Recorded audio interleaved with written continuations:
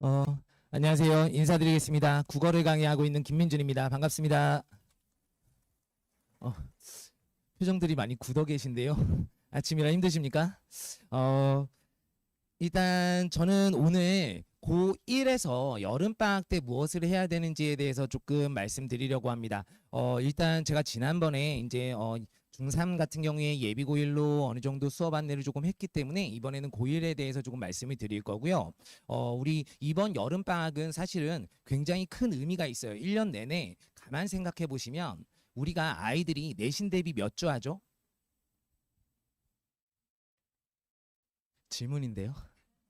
내신 대비 몇 주 합니까? 자, 7주 합니다. 그죠? 그리고 실제 시험 기간까지 하면 8주예요. 그런데 1년이 몇 주죠? 52주예요. 그러면 4번의 시험을 8주씩 쓰면 32주를 씁니다. 그러면 나머지 20주가 남거든요. 그 20주 중에 우리는 겨울방학에 10주를 보냈고, 그리고 지금 중간 기말 사이에 2주 정도를 보냈고, 이제 앞으로 남은 게 7주 내지는 8주밖에 안 남았어요. 다시 얘기하면요. 우리 아이들이요. 1학년 때요. 내신에만 줄줄줄줄 따라가게 된다라는 거죠. 그래서 제가 이 말씀을 먼저 드리는 까닭 중에 하나가 무엇이냐면 내신 대비 기간이 아닌 나머지 기간에는 수능에 집중을 해줘야 된다라는 거예요. 제가 이거 항상 강조드리는 말씀이거든요. 그러니까 내신 기간이 아닌데 나머지 기간도 우리 아이 내신 잘 보게 하려고 내신을 위해 무언가 준비한다라는 것은 굉장히 가성비가 떨어져요. 실제 7주면 내신 충분히 준비할 기간 되잖아요. 아닌가요? 애들한테 얘기하면 아니라고 하지만 7주 동안 공부해서 성적이 안 나오죠? 그러면 그 이상 공부해도 안 나오는 거예요. 죄송합니다. 사실이니까요. 그죠? 그래서 7주면 충분합니다. 나머지 기간은 수능을 하셔야 돼요. 제가 그래서요, 제 안내도 잠깐 안 드리고요. 이렇게 수업을 하고 있습니다. 지금, 마이맥에서 인강 수업하고 있고요. 그 다음에 두각하고 강남대성 이렇게 수업하고 있습니다.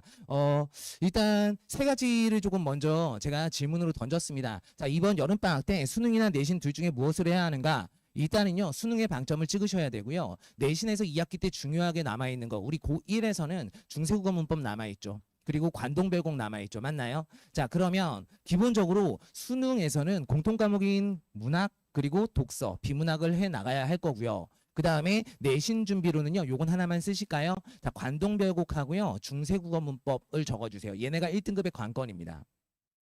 1등급의 관건입니다. 2학기 때는요. 우리 1학기 때 관동별곡이 들어간 학교가 한둘 있긴 있는데 대부분의 학교는 우리 2학기 때 관동별곡하고 중세국어 같이 들어가고요. 관동별곡하고 중세국어 같은 경우에 요때 만약에 한 고사 기간에 이걸 함께 본다 그러면요. 애들이요. 굉장히 괴로워하는 때예요. 다 아시잖아요. 나란 말씀이 등극에 따라 요것을 형태소별로 다 나눠서 봐야 되고요. 관동별곡이요. 교과서 페이지로 거의 11페이지 정도 됩니다. 신데요. 그러니까 아이들이 굉장히 어려워하거든요. 요때요. 제가요. 아이들한테 야, 니네 타임머신 생기면 뭐 할래? 라 그러면요. 요때는요. 거의 100%다 조선시대로 가요. 그래갖고 두 명을 살해하고 오겠다. 하나는 세종대왕, 하나는 정철.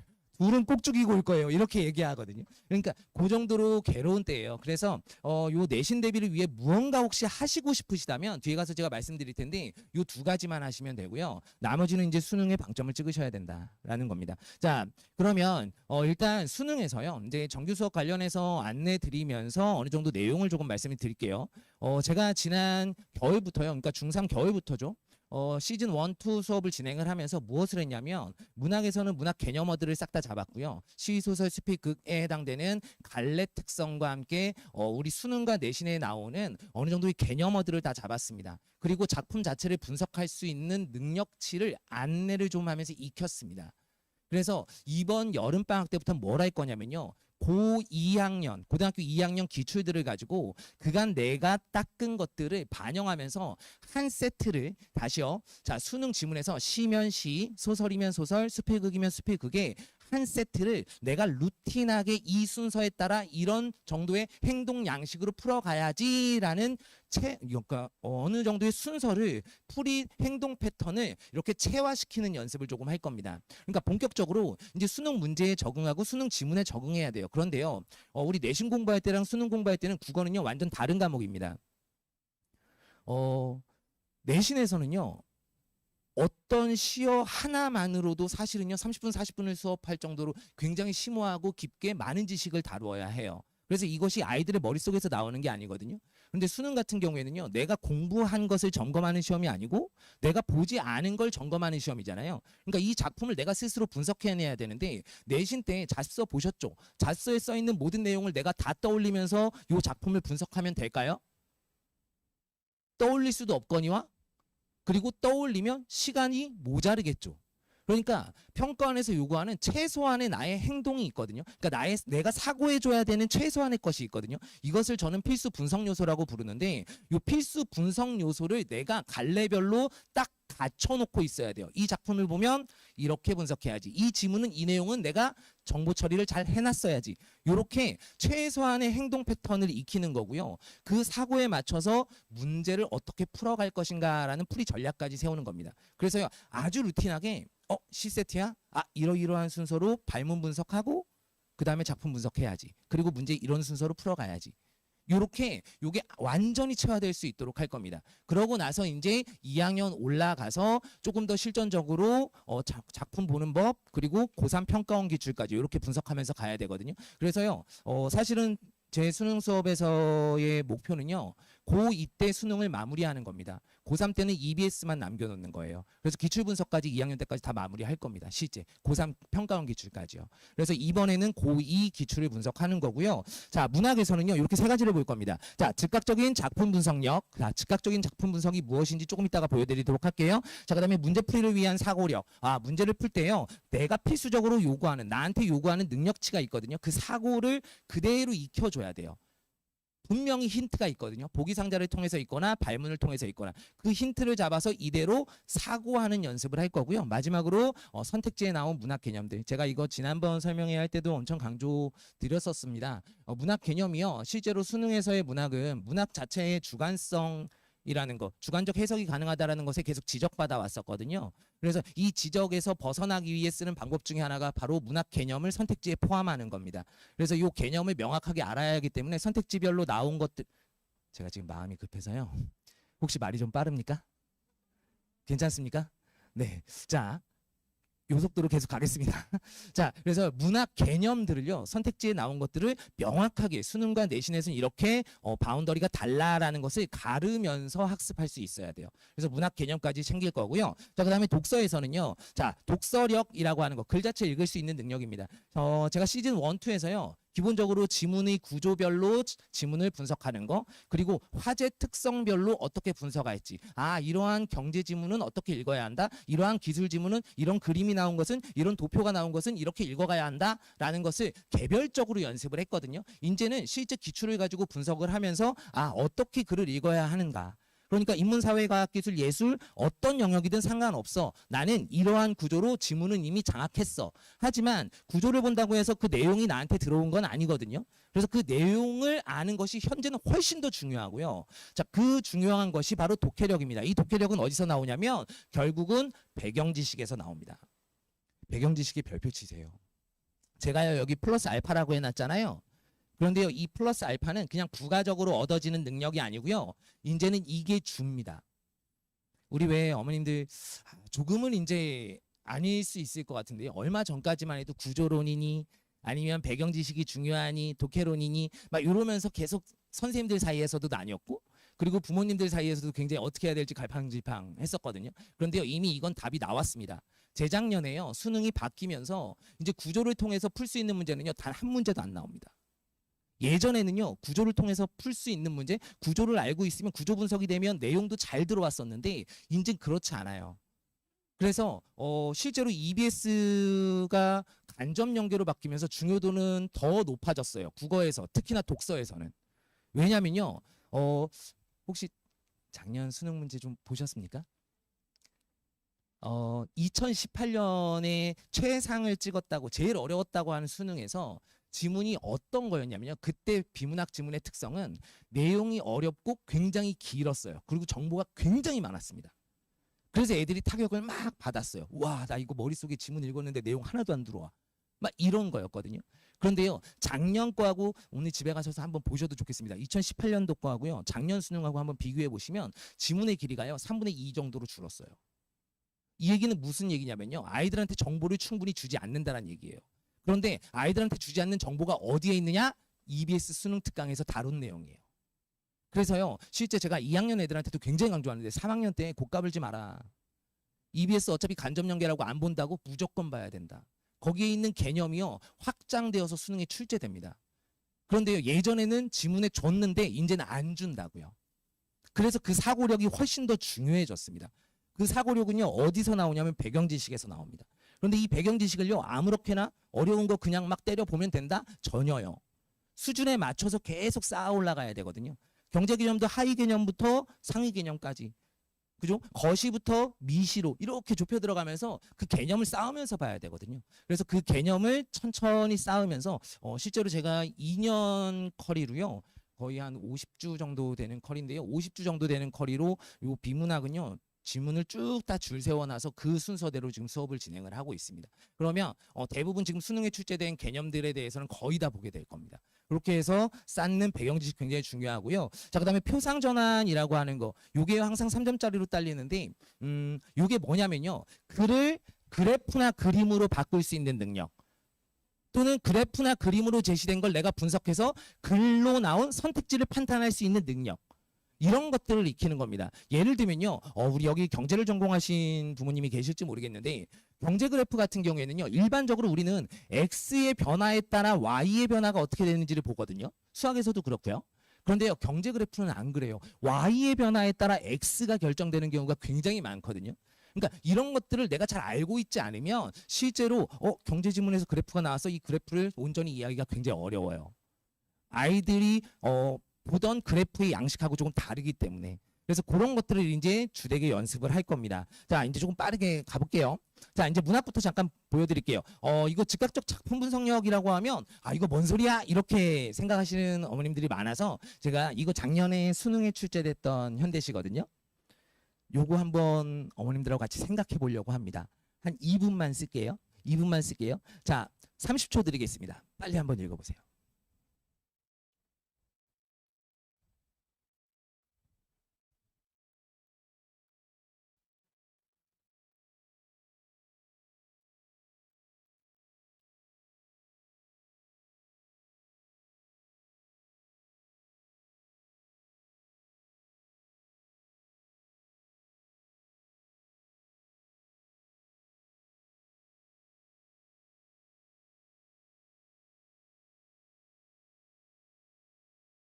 안 보시는 어머님 계십니다.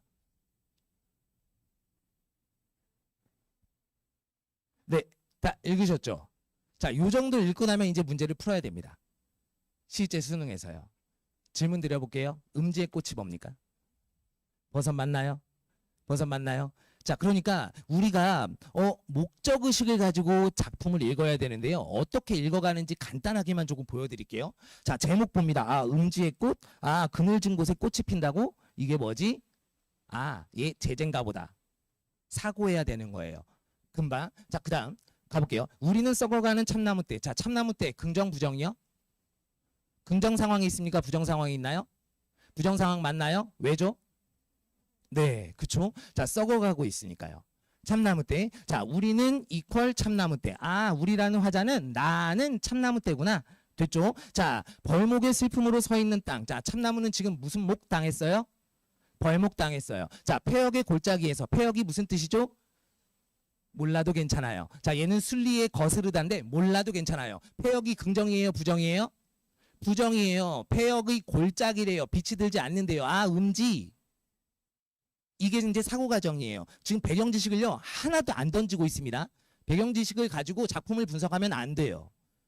그대로 자, 폐역의 골짜기. 부정적 상황에 계속 놓여 있구나. 얘의 정서는 슬픔이구나. 골짜기에 있구나. 서로에게 기댄 채 겨울을 난다. 계절은 겨울이구나. 부정적 상황이구나. 그런데 서로에게 기대고 있구나. 의지하고 있구나. 자, 서로에게 어려운 처지를 의지하고 있다. 무슨 대하고 있다?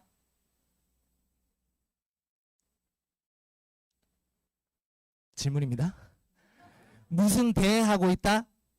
다시요. 쉬운 단어로 바꿀게요. 무슨 채 생활을 하고 있다? 공동체 생활을 하고 있다. 함께 연대하고 있다. 가능합니까? 네. 자, 그래서 힘든 처지에 놓여 있구나. 됐습니다. 참나무떼가. 됐나요? 계속이요. 함께 썩어갈수록 바람은 더 높은 곳에서 우리를 흔들고 이윽고 잠자던 홀씨들 일어나 우리 몸에 뚫렸던 상처마다 버섯이 피어난다. 아, 자, 바람이 불어요. 그런데 이 바람이 부니까 자, 우리를 흔들어요. 자, 바람은 긍정이에요, 부정이에요? 부정 맞나요? 부정 맞나요? 우리를 흔들어 놓으니까요. 그죠? 자, 이윽고 잠자던 홀씨들이 일어나. 아, 홀씨, 씨가 일어나서 뭐가 피었어요? 버섯이 폈어요. 자, 그럼 바람 긍정이에요, 부정이에요? 긍정이에요. 맞나요? 그죠? 자, 무엇을 피어나게 하니까요? 버섯이 피어나게 하니까요. 그러면 우리를 흔든 것은 부정의 의미가 아닐 수 있겠네요? 맞나요? 자, 요런 정도의 느낌을 가지고 가셔야 되는 거예요. 계속요. 황홀한 음지의 꽃이요. 오케이. 황홀한 음지의 꽃은 버섯이구나. 됐다. 그치? 그런데 자, 황홀하대요. 자, 화자는요. 음지의 꽃에 대해서 자, 긍정 태도예요, 부정 태도예요? 긍정 태도예요. 아, 음지의 꽃을 보면 황홀해요. 됐나요? 자, 계속이요. 자, 우리는 서서히 썩어가지만 너는 소나기처럼 후두둑 피어나. 자, 지금 이런 거 필요 없어요. 그냥 아, 빠르게 많이 피어났구나. 자, 그 고통을 순간에 멈추게 하는구나. 아, 고통을 멈추게 하는 게 음지의 꽃이에요. 아, 나는 지금 이런 고통 속에 있는데 네가 피어나서 나의 고통은 멈췄어. 됐나요? 자, 오, 버섯이요. 오, 감정 점점 높아져요. 버섯 불렀어요. 자, 산비탈에 구르는 낙엽으로도 골짜기를 떠도는 바람으로도 덮을 길 없는 우리의 몸을. 아, 얘네는 소용없대요. 얘네가 우리의 몸을 덮어주지 못한대요. 자, 뿌리 깊은 너의 도끼로 채우는구나. 도끼 긍정이에요, 부정이에요? 긍정이에요, 부정이에요? 긍정이에요. 맞나요? 누구의 것이니까요? 버섯의 것이니까요. 내가 황홀하게 생각하는 버섯의 것이니까 긍정이에요. 나를 견딜 수 있게 해주는구나. 됐나요? 자, 그러면 참나무 때는요. 버섯을 피우기 위해 무슨 생한다 이야기해 볼 수 있어요? 희생한다. 가능한가요? 자, 요런 정도 딱 보고 바로 그냥 문제 푸는 거예요. 그래서요. 결국은요. 뒤에 가서 제가 보여드릴 건데 필수적으로 내가 판단해야 되는 게 있어요. 화자는 누구예요? 참나무 때예요. 그죠? 자, 시적 상황은 어때요? 참나무 때에 무엇이 피어나고 있어요? 버섯이 피어나고 있어요. 이게 시적 상황이에요. 자, 화자의 정서나 태도는 어때요? 정서나 태도는 시적 상황에서 봐야 돼요. 무슨 홀해요? 황홀해요. 무슨 생적 태도예요? 희생적 태도예요. 됐나요? 자, 요 정도까지가 이제 우리가 해야 되는 액션이에요. 요걸 연습시키는 겁니다. 요걸 연습시키는 겁니다. 지금 한 작품 보는데 오래 안 걸리죠.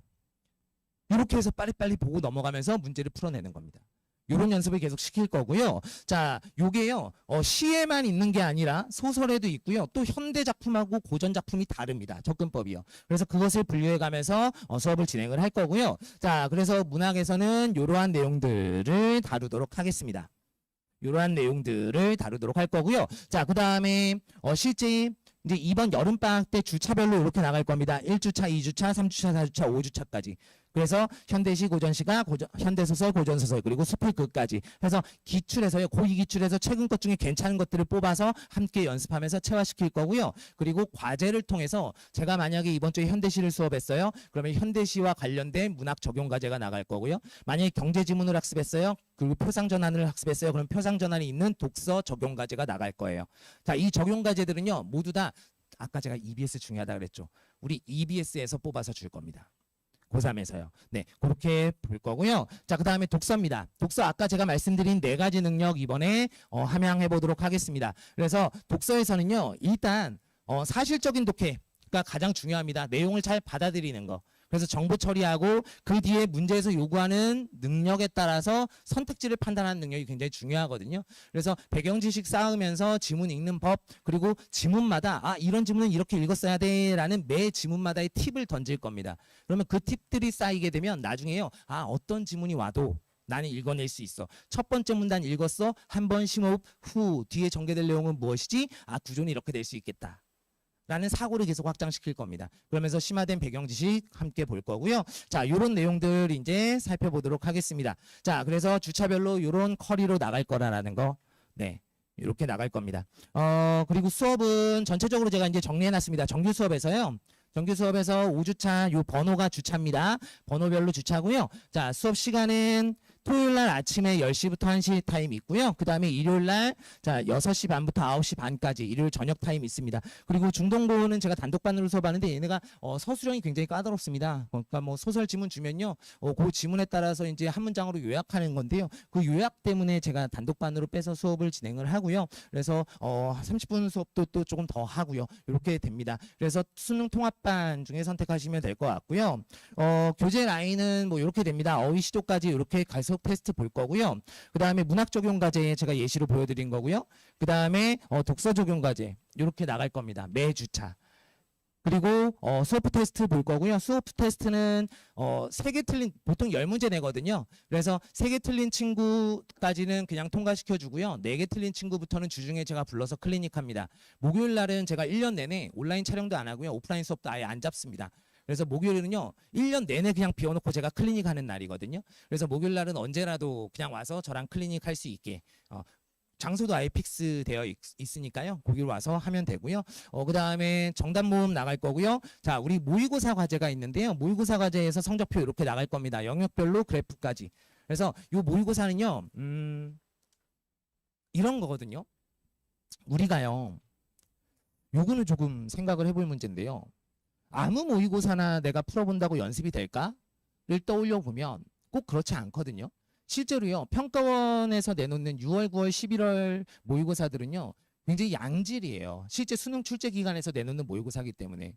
그런데요. 우리 지금 1학년, 2학년에서 보고 있는 모의고사는요. 양질의 모의고사가 아닌 경우가 굉장히 많아요. 그러니까 실제로 이번에 3월 달에 본 이전에 3월 달에 본 서울에서 3월 달에 본 고2 모의고사 같은 경우에 1등급 컷이요. 80점대 초반에 끊겼어요. 근데 80점대 초반에 끊겼다 그러면 와 이거 어려운 거니까 좋은 모의고사일까? 라고 떠올렸을 때 아니에요. 실제로요. 시험 범위도 온전히 지키지 않았고요. 그리고 비문학에서요. 지문과 문제가 연계되지 않는 문제도 있었으니까 오류까지 있었어요. 그러니까 이런 모의고사들은 우리 아이들한테 풀려야 도움이 되는 모의고사가 아니에요. 우리 아이가 어느 지점에 있는지를 판단할 수 있는 모의고사가 아니에요. 그런 모의고사는요. 그냥 어떤 아이가 잘 찍으면 1등급 나오는 거고요. 한 문제 잘못 찍으면 2등급 나와요. 그러니까 정답률이 20% 이하인 문제가 있다고요. 20% 이하면요. 보통 한 50% 정도 되면 조금 어렵다 이러거든요. 근데 20% 이하면요. 찍어서 맞춘 거예요. 전국의 모든 애들이 모르는 문제였던 거예요. 그러니까 그런 모의고사는 좋은 모의고사가 아니에요. 그래서 그런 모의고사는 버리고요. 괜찮은 것들만 모았습니다. 전국 단위로 치러진 모의고사고요. 이 모의고사 등급 안에 우리 아이의 점수를 넣을 겁니다. 그래서 우리 아이의 점수가 실제 전국 단위로 나오는 등급까지 이렇게 다 표시해서 드리도록 하겠습니다. 이렇게 모의고사 볼 거고요. 여기 부분은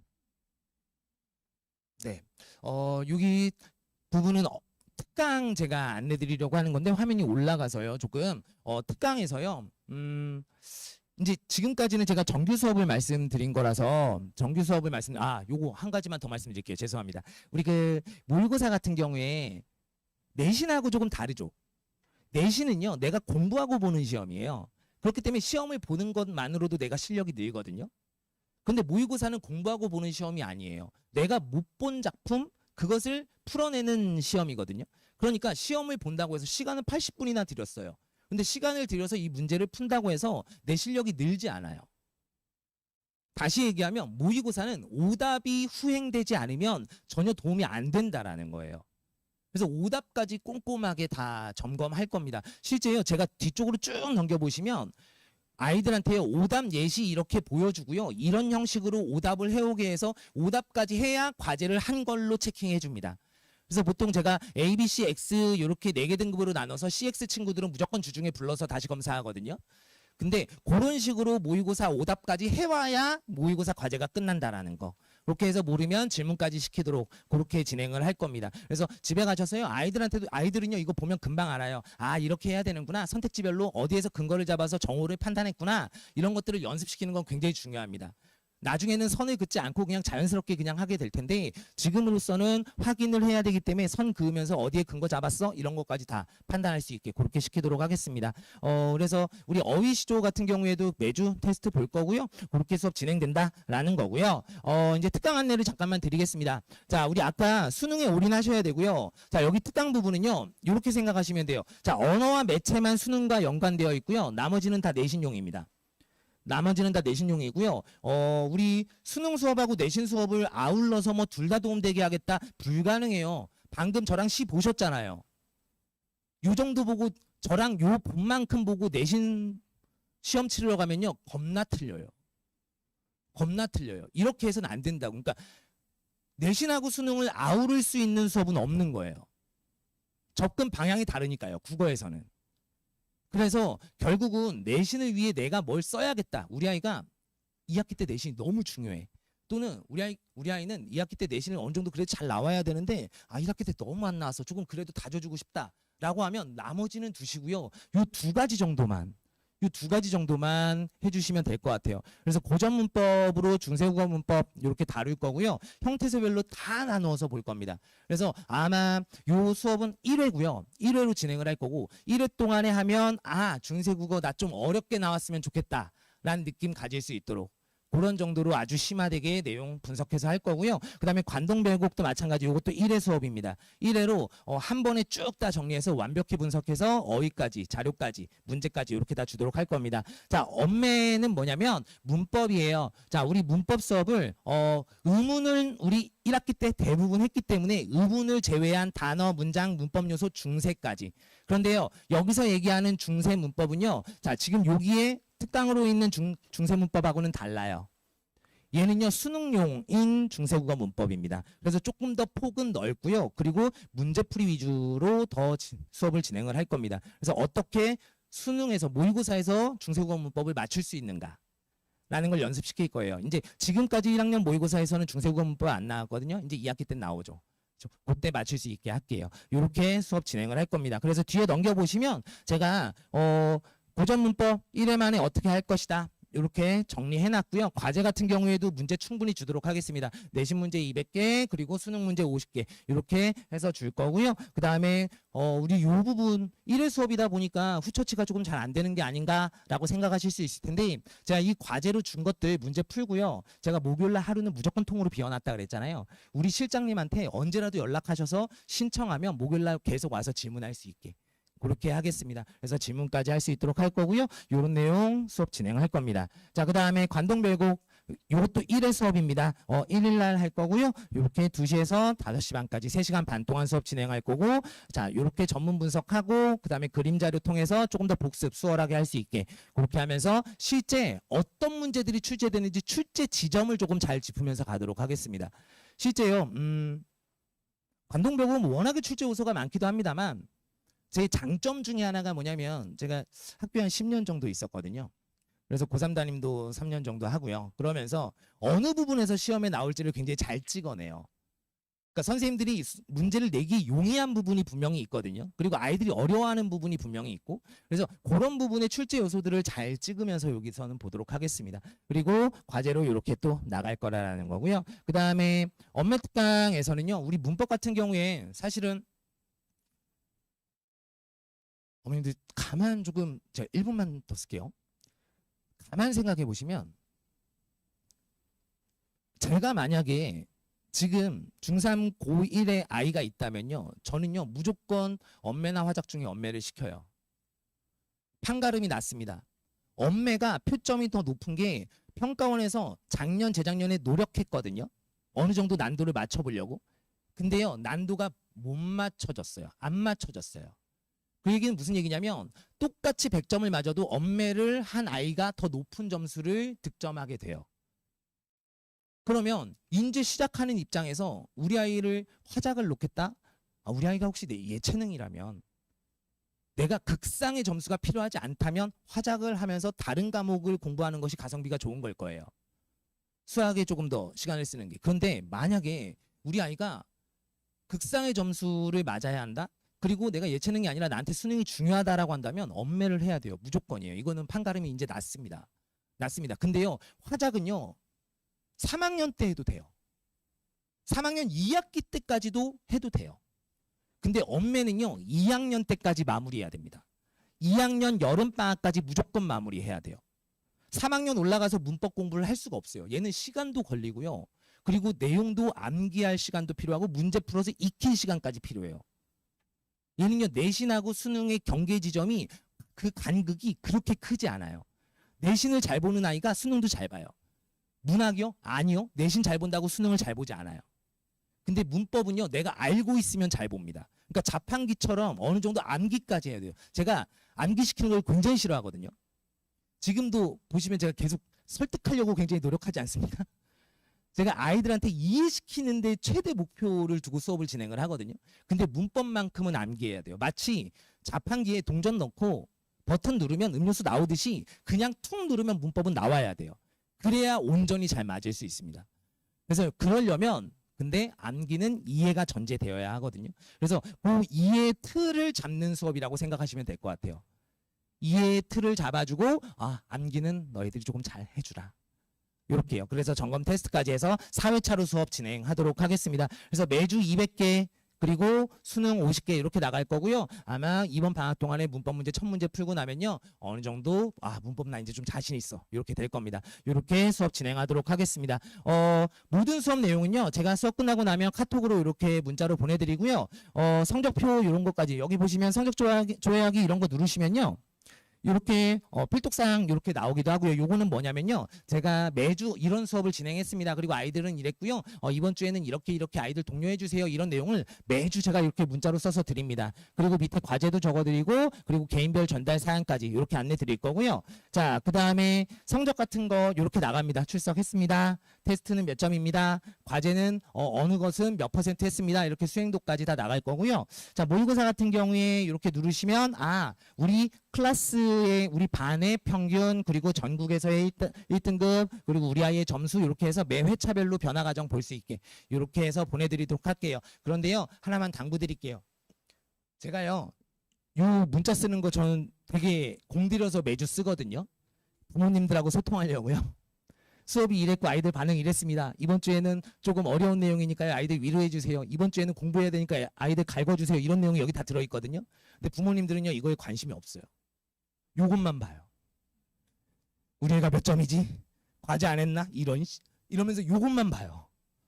근데 요걸 좀 봐주셔야 돼요. 그래야 수업의 흐름을 조금 잘 이해하시고 저랑 합을 맞추실 수 있을 거예요. 요렇게 해서 항상 안내까지 매주 드리도록 하겠습니다. 여기까지 하면 이제 제가 드릴 말씀 다 드렸고요. 이번 여름방학 제가 아까 말씀드린 대로 굉장히 중요한 시간이에요. 사실은 2학기 때 중간기말 사이 2주 빼고는 지금 이제 수능 공부할 수 있는 마지막 기간이거든요.